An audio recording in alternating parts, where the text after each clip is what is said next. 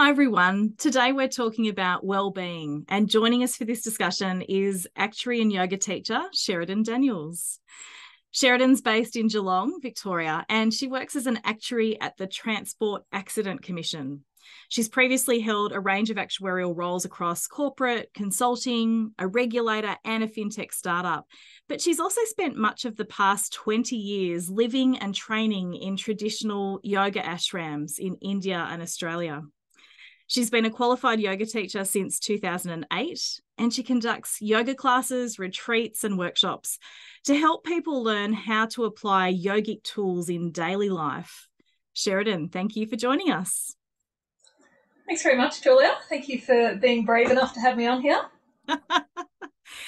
So, Sheridan, you and I first met a couple of years ago when I was building the Guardian Actuarial Leadership Program, and I really wanted to have a wellbeing module as part of the program. I know that wellbeing is absolutely foundational for so many of us, but in particular when we make that transition into management roles. And when I found out that you were a yoga teacher, I thought a yoga teacher and an actuary, you'd be perfect to help with that. So I was so grateful that you're able to contribute to that module and provide a desk yoga meditation for our participants.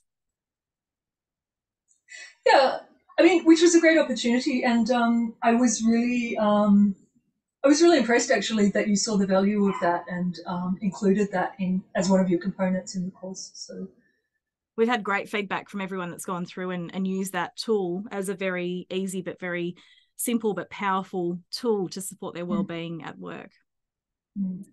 So, okay, so Sheridan, you're an actuary and a yoga teacher, and you've spent a lot of time in ashrams. How did you decide to put your actuarial career on pause and go and live in an ashram?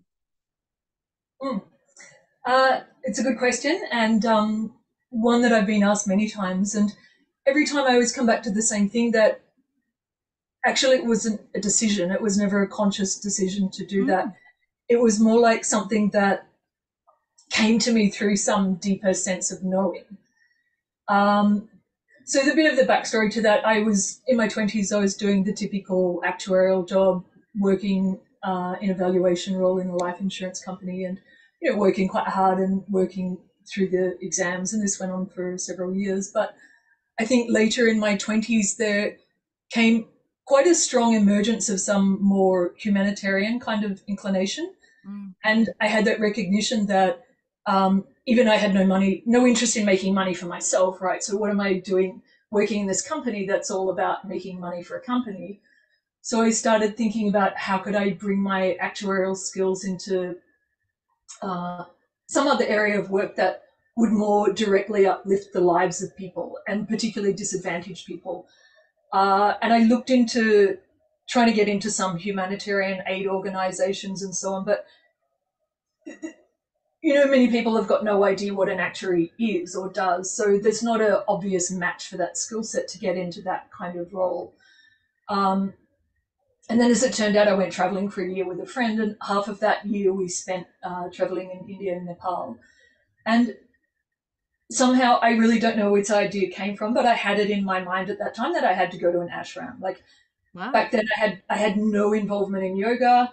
I didn't know anyone that had been to an ashram. I don't even know where I came across the word, but I knew that I had to do that. So, wow. So it wasn't like you grew up in a yogic family. Mum was a yoga teacher. Hadn't grown up in ashram. It was not even sort of something that had been part of your day-to-day life here, and it just came to you.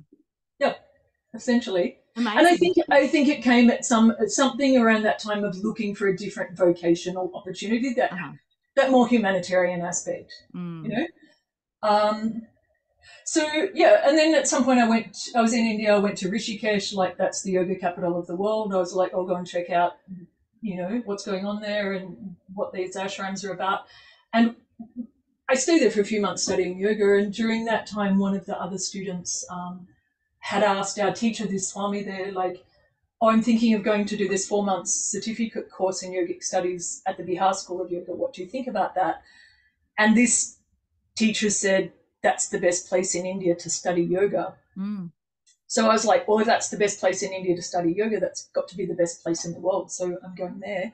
Mm-hmm. And then still that took another couple of years. Like I went to Dublin, I was working again in an actuarial role, and every year this yogic studies course started at the beginning of October, but each year I was sitting actuarial exams around that September, October time. And so every year I was like, well, not this year, not this year. And I think by the third year I was like, you know what, that's it, I have to go. It was just a deep knowing. So I did. And basically right from the first day I got to the ashram, I had this distinct feeling that this is home, that this is my place. And I'd lived in different places before, in different countries and so on, but I never had that sense of belonging in the way that I felt in that moment when I arrived in ashram. And over time I realized you don't need to be a student to live there. Like people, that's their dedication in life. This is a lifestyle. And so that became the beginning of many years of ashram life for me. Wow. So that humanitarian calling was really important and really strong for you. And somehow this came to you as a knowing of something that you needed to do. Fascinating. And so you mentioned at the start, not having sort of a wanting to make money for yourself. And, I think, I'm the first to admit that I became an actuary because it paid better than high school maths teaching. But, let's talk about wealth and what that means to you, because it sounds like you do have quite a different view on that. And so as an actuary and a yoga teacher, how do you define wealth, Sheridan? Yeah, I like this question a lot, Julia, because I do think about this from time to time, in that the typical definitions of wealth or attainment in life is predominantly with that material dimension, which is external to us. And all of these things and titles that we acquire and which define our status in society, I've never been particularly inclined towards that myself, and that's why I could disappear from that for a long time, like very happily. But this idea of wealth, of course, it has many different interpretations. And one thing about India is that they love to have festivals. They love festival and celebrations are going on all throughout the year. And one of these is Diwali, which is every year around October. Anyone of Indian background will be very familiar with this. And that's associated with prosperity and propitiating or invoking the blessings of the goddess Lakshmi, that's said to bestow prosperity. And so that's seen as a good time to buy new clothing or sign a contract on a house or a business or buy gold and all those kind of things. But in ashram, it's celebrated in a very different way, that the entire ashram is clean from top to bottom. And of course, there's lights laid everywhere. Like Diwali is all about lights, the celebration of light. But the more spiritual understanding of that is that you prepare that internal space. You clean the internal space, you fill it with luminosity, with light. And that in itself is the connection to that real wealth, with those qualities of happiness and contentment and peace and fulfillment and balance, connection, all of those more positive expressions of ourselves that everyone's seeking in some way. So the recognition that that's the true wealth in life, and that's what we carry wherever we go. And I don't think it's uncommon experience for people that have travelled in the less affluent countries to see that people who often seem to have the least are also the happiest. So there's that correlation there. And, we've got a lot of focus in our society and in media about property prices and cost of living, inflation, interest rates, and all of this. How much money do you need in your superannuation to set yourself up for this elusive experience of happiness in the later years of your life once you're no longer working, right? And some years ago when I was working in a fintech startup, we were developing a platform, or the user interface for this platform, that was going to be pitched to investment advisors of financial advisors of high net worth clients. Right. And of course, it had a lot of really cool visualizations and of asset allocations and portfolio configuration and so on. And I really started thinking about this, like, why are we tracking these things so intently when we're not tracking these internal measures of wealth in the same way, which can ultimately bring us a lot more fulfillment than these other asset classes? And um, how much do we think about and analyze and monitor the ways that we're making decisions that affect our internal wealth? So I think there's a lot of constructs and modeling and ways of thinking about these external measures that we can equally apply internally, because there's a lot of data in our internal world. And, you know, it's limitless when you start looking at it. And actuaries are very well equipped to utilize data. So, yeah, so I would say when it comes to wealth, maybe we just need to look within and develop that internal kind of control cycle. I love that. I think it's really interesting, that idea of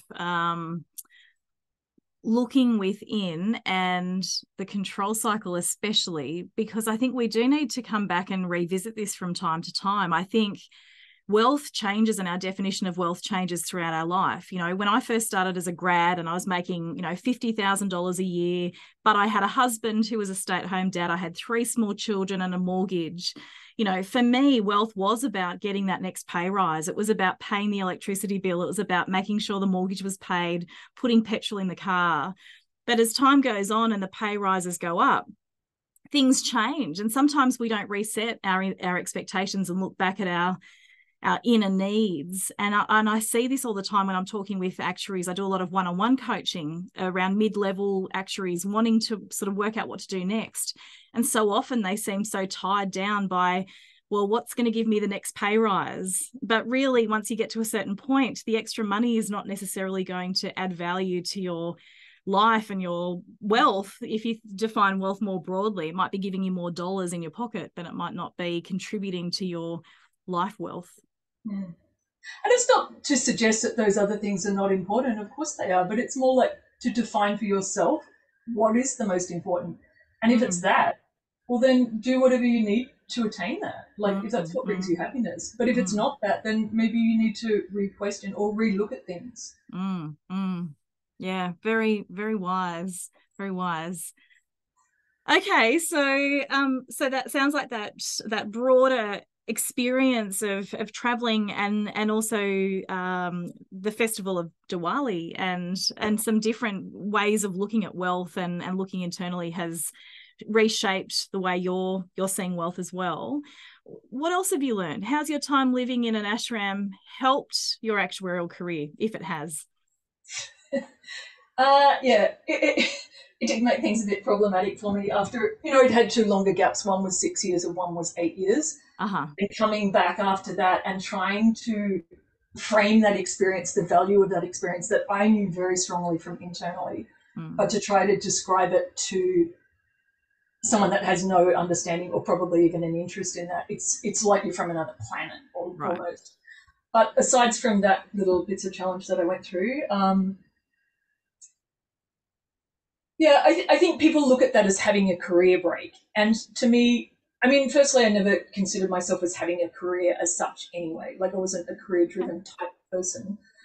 But for me, that's not a career break. Like that's not a break. That's my life. There's a continuity in that, and it's a continuous evolution of understanding that or experience that drives that understanding of what's important to you in life. And yeah, really, there was a couple of times I almost thought I was never coming back to an actuarial role, and because I didn't have that strong identification with it, that it's something that I had to continue doing. But you know, somehow it comes full circle, and here I am back again. But I think that, you know, ashram training, it helps in your career or at work in the same way that it helps in each and everything that I do in life, because it transforms life, and that experience infuses you and it expands who you become. So naturally that has an impact on your working life, of course. When you've been, you know, living for years and living with people for 24/7 who are also dedicated to that, cultivating the highest qualities, the highest human potential. And then that reshapes everything, like your perceptions, how you engage with people, your understanding, and your interaction with the world around you. It's quite literally reshaped your worldview. Yeah, yeah. And one thing about ashram, ultimately it's all, yogic lifestyle is all about accessing or expanding that human potential, working towards your highest potential. And ashram has this concept of development of head, heart, and hands. So, like head, we understand, of course, as intellect and thinking, heart being emotion and feeling, and hands as our expression in life, like how we engage and how we act, how we do things. So that integration across those different components of ourselves, that's quite different than our background here, because a lot of our education, it's predominantly directed towards cultivation of the head, the intellect, and actuarial training is classic for that. Absolutely. It's very intellect driven, effectively. And so for me, having operated like that for years and years, and so much study and being very academically achievement oriented, and then coming into ashram environment, and all of that's pretty much turned on its head, so to speak, in that there's many things that happen there that you can't grasp through the mind.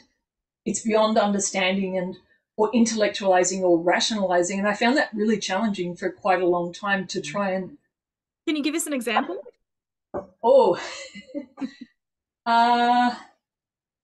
So we had some very big programs that would go on for, say, 5 days. There's a lot of mantra chanting. They call in these pundits from Varanasi, and they're chanting mantras. It's extremely loud. It's very hectic. There's thousands of people, like 10,000 people might come from many countries and across India.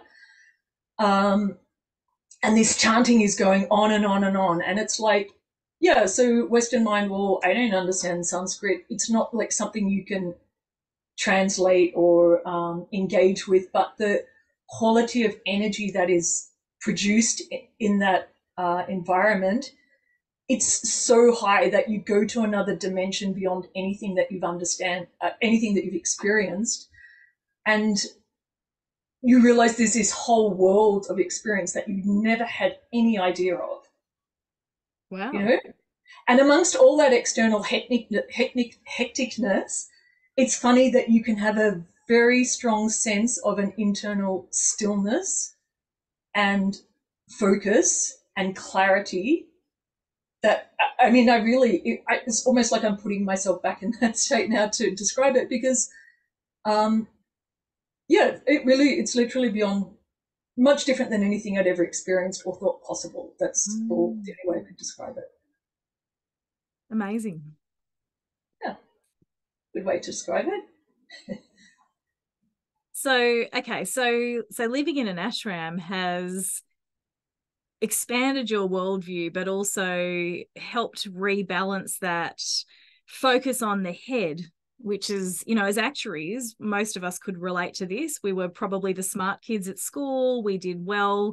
As we finished school, we went on to do very academically challenging university degrees and postgraduate qualifications. So we spent a lot of time in our head, intellectualizing and counting concrete things and numbers and, doing our modeling and so on. And it sounds like living in an ashram has almost sort of moved away from that intellectualizing everything and keeping everything concrete, and really looking at wider dimensions and balancing out that head, heart, and hands that you talked about. Yeah, absolutely. And I mean, even to the extent that I would say you're almost discouraged in a way from using that intellectual capability. Or many times you'll be put in a role that you have no skills in, no confidence in, even almost no capability in. And the things that you're good at, you won't be put into those. Wow. So again, it's like the reverse of here. You go for a job interview here, you have to demonstrate that you've done exactly that thing in the last role that you've been in, effectively. It's all about your past. But ashram's all about your future, your potential, actually. Wow. Nobody's ever going to ask you about your past. Where did you work, or what age are you, or are you got a partner, and all those kind of life things. Yep. It's like it doesn't exist. because it's all about your potential and your capacity and the opportunity to demonstrate that. Wouldn't it be great if hiring managers could take that approach of just focusing on potential rather than what you've already done? I feel like that would be such a great way to address some of the inequity that we have in our hiring processes, and to be able to hire for potential rather than just demonstrated experience. Yeah, and it's interesting because I have this very big thing about visionary leadership, because I've lived that in ashram. And when you've seen the quality of leadership of someone that really has that higher vision and that clarity and being established in themselves in a way I've never experienced, like, wouldn't that be brilliant if our leaders here had this, like, not just in the workplace, but politicians and so on, these people that are making the decisions. But, nobody's going to go and put themselves in an ashram, have this kind of training for years, and people don't have those capabilities. So it's no surprise that they're not demonstrating that. But I agree with that recruitment thing. That was really quite problematic for me because, it was difficult for me to demonstrate the value of that experience because most people didn't want to hear about it. But the very few people that were interested, that was different because that formed a very strong connection, and I still maintain contact with those people. From past workplaces and so on. Yeah. So this visionary leadership term, Sheridan, because I've heard you use that before. Can you briefly describe what you mean by that, visionary leadership?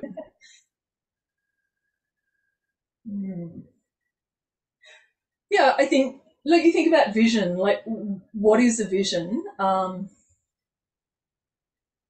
When you step out of that very self-oriented, individualized thinking, and a lot of ashram training is rooted in selfless service. So it means you're doing things, whatever the thing, many of the things are very mundane and repetitive and not so, intellectually exciting as working as an actuary.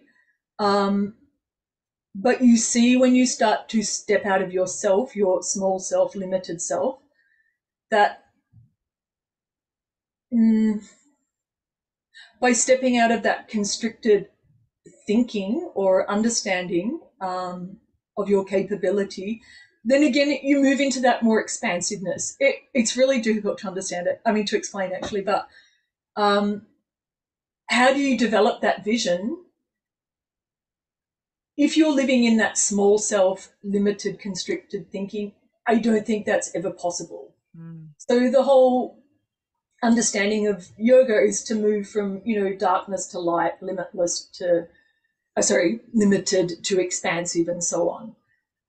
So somebody that has lived through this their entire life, that is established in that state and has had that attainment, has a different vision of how to drive things and people forward than someone that doesn't have that vision even in themselves.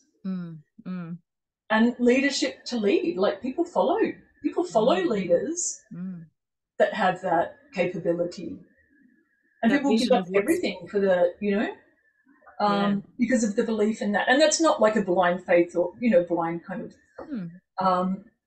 it's like that deeper knowing that this is the right path for me. And it's not for everyone. It's it's something quite unique.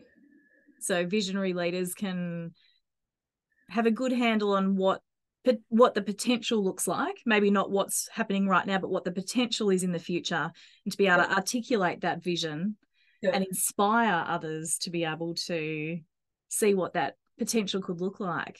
And I think great leaders in the workplace do that as well.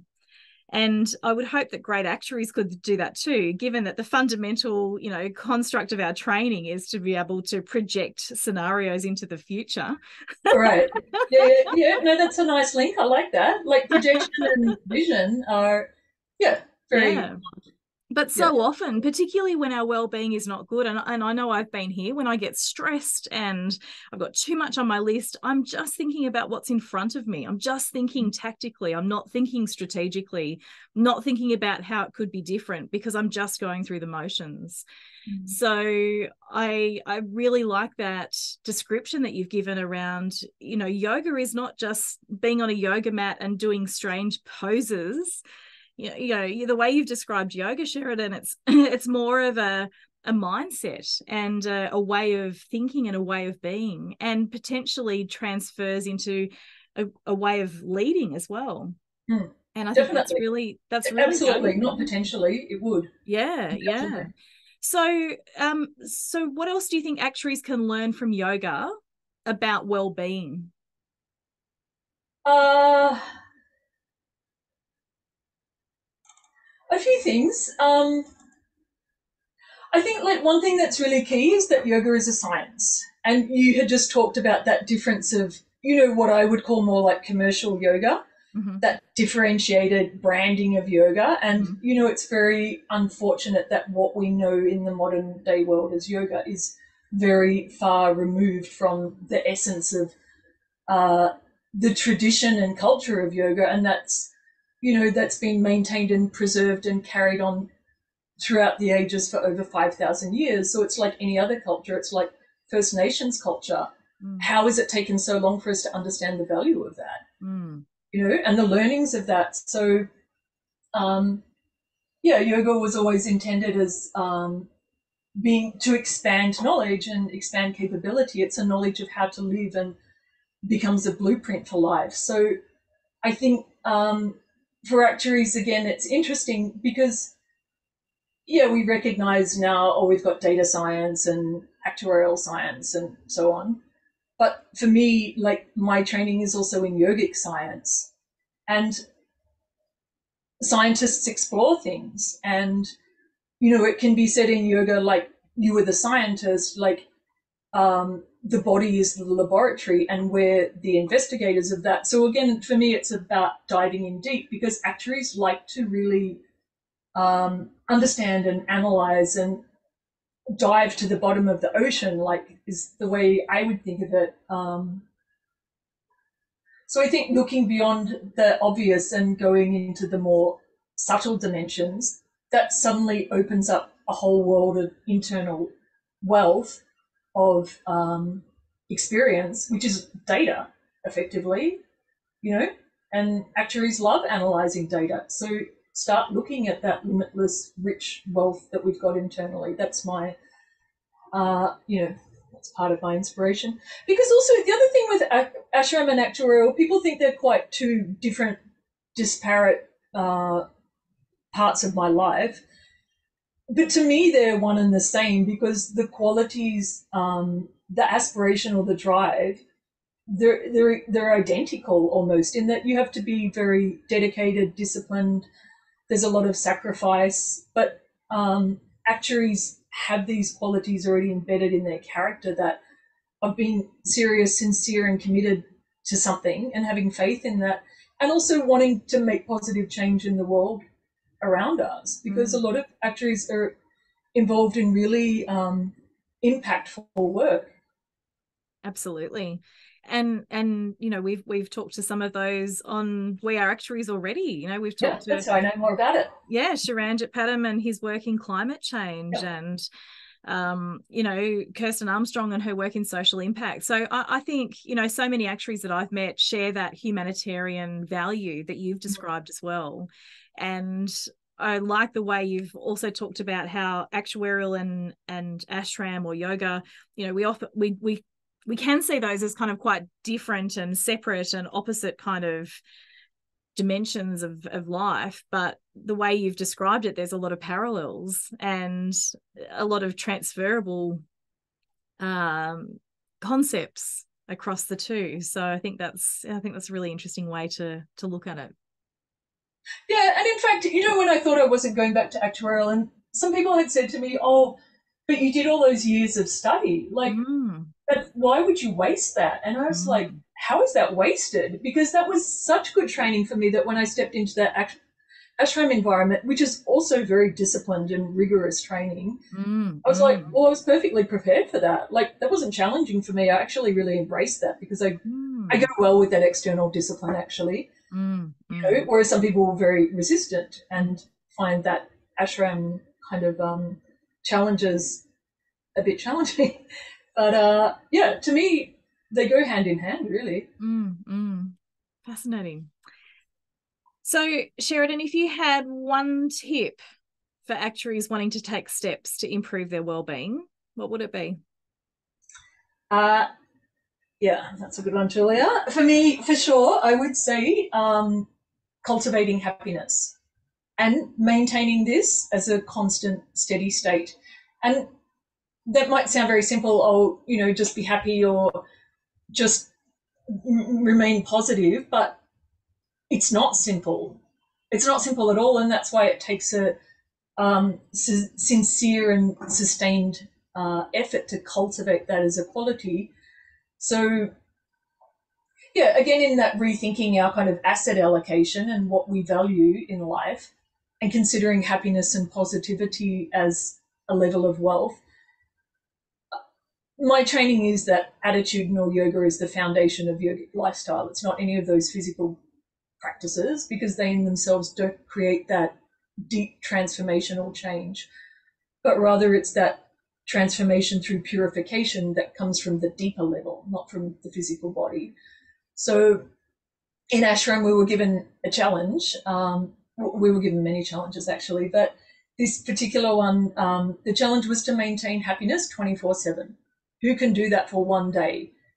And that is a challenge. Like, how many of us can maintain happiness constantly for even 5 minutes? And if you start to look at that, you will see immediately there's that ongoing fluctuation and being affected by the world around us and that internal world too, of course. So in yoga, there's a practice called pratipaksha bhavana, which means developing the opposite feeling. So it means each time any sort of negative quality or reaction or emotion arises, it's to catch that immediately and flip it to the positive opposite quality. So it means if you're feeling unhappiness, how do you connect to something that brings you to happiness? If you're feeling irritation, you turn that to acceptance. Or if you're feeling anger, you utilize the force of that emotion to turn it to peacefulness. So yeah, again, yoga is all about cultivating awareness so that you can enable this habituation to switch out of that more limiting state and those negative tendencies to create the opposite positive quality so that it becomes more of an ongoing steady state, so that that happiness arises naturally and it doesn't need an external cause, so that happiness becomes the natural mood of the mind. So I'd see it like kids do the connect the dot. When you just see all these disparate dots, it doesn't mean anything. But when you start connecting the dots, meaning maintaining a continuity of happiness or positivity, then that creates the outline, the form or the shape of your life. And that becomes then the true wealth in life. So that's my top tip, is to make effort to always return to happiness and positivity.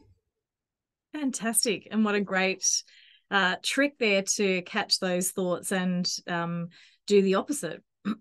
not always doesn't always come naturally and doesn't always come easily, but with awareness, as you've talked about throughout this discussion, we can do lots of new things and we can build our wealth, not just our monetary wealth, but our broader definition of wealth as well, and to ultimately support our well-being and have a more enjoyable life. And a more meaningful life, and a life in which you are internally stable enough so that you can uplift the lives of others around you. Because that becomes a gift. And a gift you've given to our listeners today as well, Sheridan. Thank you so much for joining us. It's been really interesting to hear your career journey that's included both traditional actuarial roles, some non-traditional actuarial roles, and your time in ashram, and how those things are not complete opposites, but actually they've worked quite well together to give you a new worldview and some new tools that you apply yourself, and that you've also been able to share with so many others to live a more meaningful life. Sheridan, thank you so much for your time today. Thank you. And you yourself are looking quite happy and luminous, so something good's come out of it. Thanks very much, Julia. It was a great conversation. Thanks, Sheridan.